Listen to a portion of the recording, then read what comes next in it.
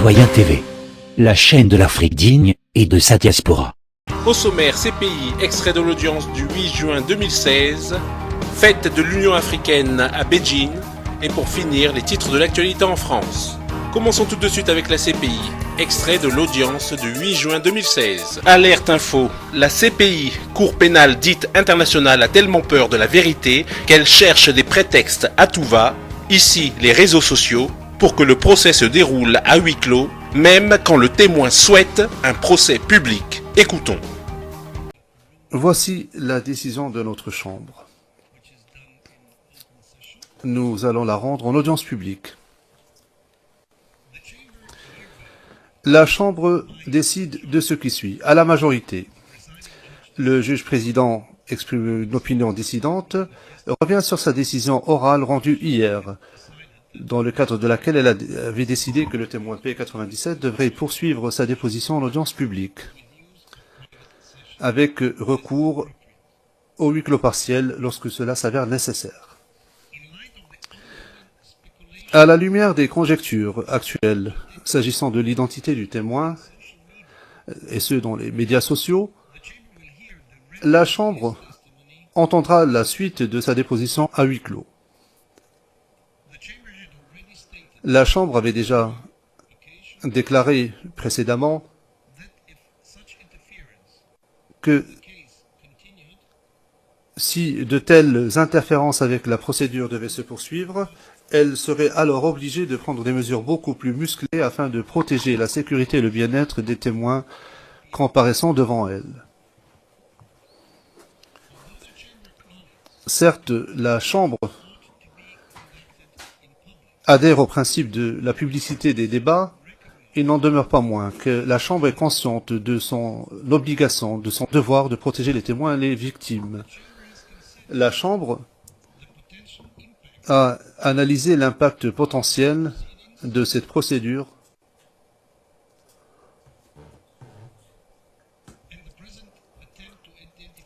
et la tentative actuelle tendant à influencer et intimider le témoin par l'intermédiaire des médias sociaux et que cela risque d'avoir un effet intimidant sur les témoins futurs dans cette affaire, la Chambre serait alors incapable de parvenir à la vérité dans de telles circonstances.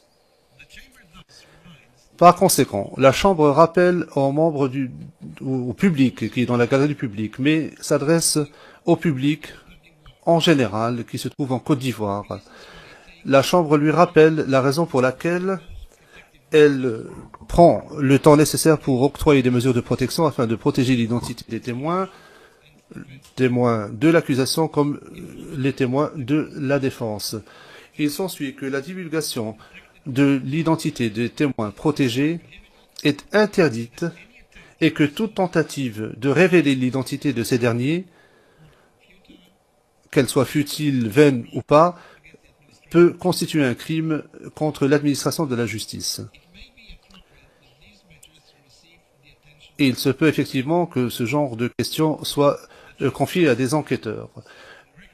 La Chambre reconnaît que cette décision ne s'applique qu'au témoin P97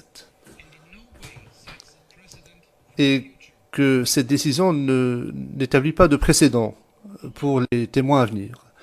Ceci étant, si on tente à nouveau d'influencer la déposition d'un témoin, si on nuit à la sécurité ou au bien-être d'un témoin à l'avenir, la Chambre pourrait avoir à prendre des mesures qui auraient une incidence sur la publicité des débats,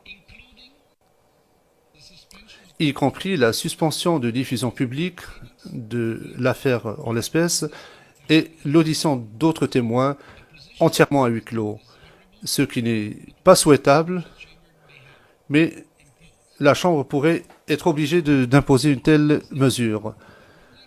Voilà donc notre décision.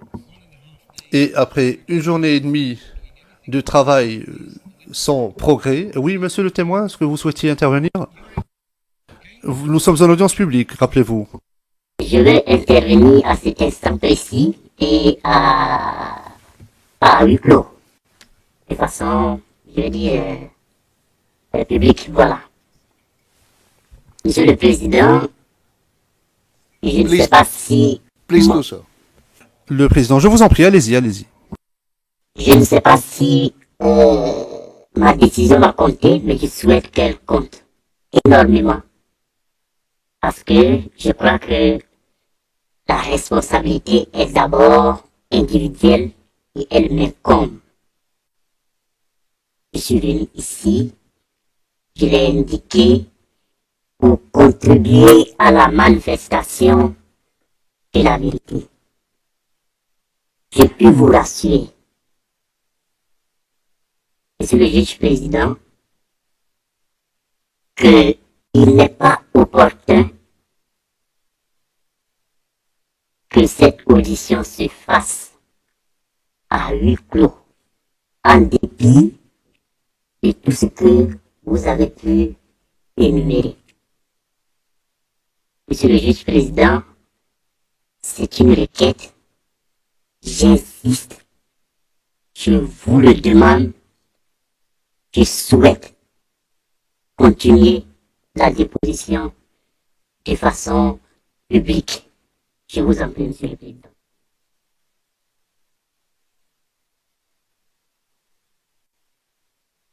Well, Le juge président.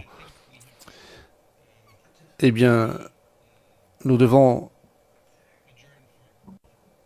suspendre l'audience pendant 5 ou 10 minutes à la suite de ce que vous venez de dire.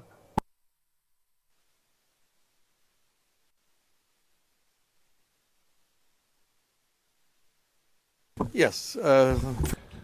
Oui, je donne la parole au procureur, monsieur le procureur. Monsieur MacDonald. Je ne veux pas trop m'étendre sur le sujet, monsieur le président. Le témoin, que je sache, vient d'exprimer un souhait. Nous avons des responsabilités en dehors des souhaits exprimés par le témoin en application de l'article 68 du statut. J'ai déjà précisé la position de l'accusation par le passé lorsqu'un témoin a demandé à poursuivre sa déposition en public. Je comprends que les circonstances en l'espèce sont quelque peu différentes. N'empêche que si les mesures de protection en audience ont été proposées ou recommandées par l'unité des victimes et des témoins et eu égard à toutes les informations que vous avez obtenues à huis clos, que le témoin ne connaît pas, dont il n'est pas informé peut-être pour le moment, eh bien tout cela doit être pris en compte. C'est tout ce que l'accusation souhaitait faire valoir. Merci. Le président, merci. Évidemment, maintenant, oui, je vous donne la parole, mais s'il vous plaît, soyez très bref. Président, Madame, Monsieur, le témoin est adulte, c'est une personne qui a un haut niveau d'éducation, un haut niveau d'éducation. Je veux dire, il y a un moment, il faut cesser de vouloir patroniser les gens, me semble-t-il. On est dans un processus judiciaire, les personnes viennent, ils ont pris leurs responsabilités, ils s'expriment librement, tout est fait pour leur bien-être et pour éviter qu'ils ne courent des risques. Il y a un moment, il faut les écouter, il faut les entendre. Vraiment, très franchement, je ne comprends pas cette volonté de mettre sous tutelle des êtres humains qui ont pris leurs responsabilités. Je n'ai pas été trop long.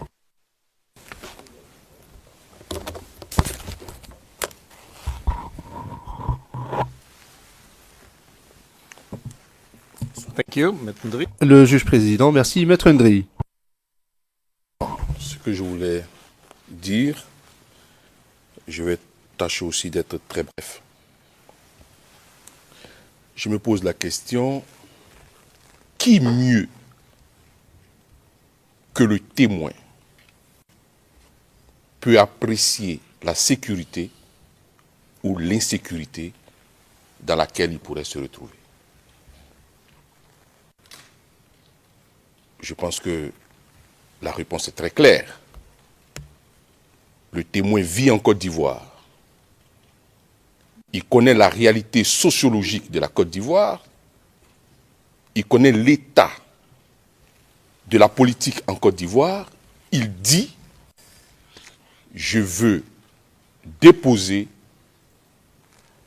mais je veux que cela soit en audience publique.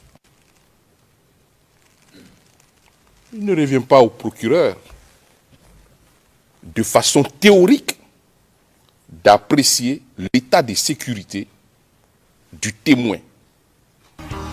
Vous l'avez entendu, la CPI révèle sa mascarade et veut le faire dans l'ombre pour que personne ne sache comment il condamne sur des mensonges. Tout de suite, fête de l'Union africaine à Beijing, en Chine. Le 25 mai 1963 marque la création de l'Union africaine et pour les Africains c'est une grande journée très importante parce que l'Union fait la force. À l'époque de la colonisation, l'Afrique a été divisée et maintenant les Africains de tout le continent et de tous les coins du monde célèbrent chaque année ce grand jour. À Beijing, une réception a été récemment organisée pour fêter la journée de l'Afrique. Vêtus de vêtements traditionnels, des ambassadeurs africains en Chine ont participé à la soirée et ont partagé leurs pensées sur les défis à relever pour le développement actuel de l'Afrique. Les défis sont nombreux, il faut le dire. Le défi du développement, le défi de la sécurité, le défi de l'emploi des jeunes. Parce que nous avons l'Afrique, c'est presque 50% de la population qui a moins de 25 ans. Et ça fait donc que les gouvernements ont d'énormes défis à relever.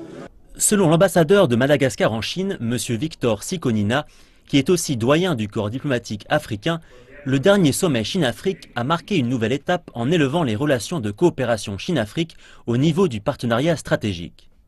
À cette occasion, le président Xi Jinping a pris des engagements et des décisions importantes allant dans le sens de l'esprit de la coopération Sud-Sud, initiée et scellée en 1962 par l'Organisation de l'Unité africaine.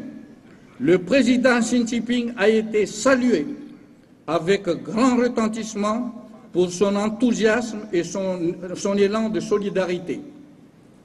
Un fonds d'assistance de 60 milliards d'US dollars est alloué en faveur de l'Afrique pour son programme de développement dans les 3 années à venir.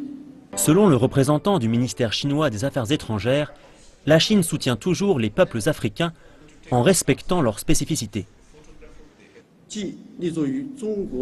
La nouvelle planification des coopérations sino-africaines à l'issue du sommet de Johannesburg est basée sur la nouvelle normalité économique chinoise et s'accorde parfaitement avec l'agenda 2063.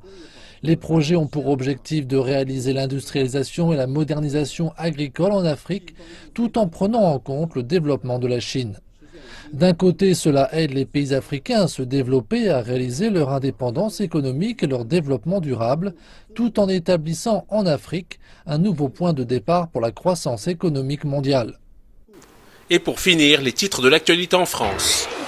À 2 jours du coup d'envoi de l'Euro de football, la menace terroriste fait trembler le gouvernement. 8 millions de supporters sont attendus et deviennent des cibles potentielles. La jeune députée Marion Maréchal-Le Pen pousse un cri contre l'explosion des cambriolages dans le Vaucluse. Alors que le président de la République considère que ça va mieux, l'insécurité progresse. Hillary Clinton s'impose face à Bernie Sanders et revendique la victoire de la primaire démocrate. Jouant sur son statut de femme, elle se félicite d'un succès historique. Citoyen TV, la chaîne de l'Afrique digne et de sa diaspora.